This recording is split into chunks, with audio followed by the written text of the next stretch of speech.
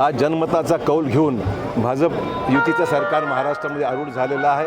एक उत्साहाचं वातावरण आपण पाहता की आज मोठ्या प्रमाणावर सर्व माझे भाजपचे सहकारी आम्ही एकत्र आलेलो आहोत आणि शिवाजी महाराजांना अभिवादन करण्याकरता सर्व एकत्र आहोत।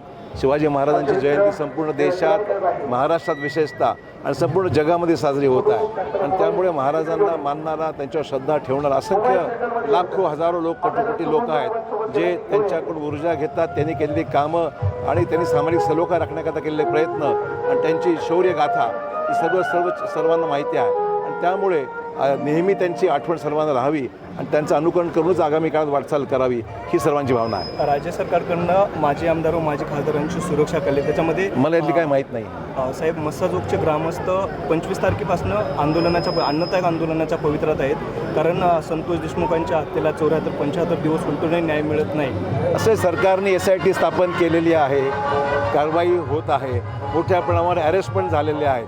तर मला वाटतं की त्या लोकांनी थोडा धीर धरला पाहिजे आणि आंदोलन करण्यापेक्षा सरकारवर विश्वास ठेवला पाहिजे। ABP माझा, उघडा डोळे बघा नीट।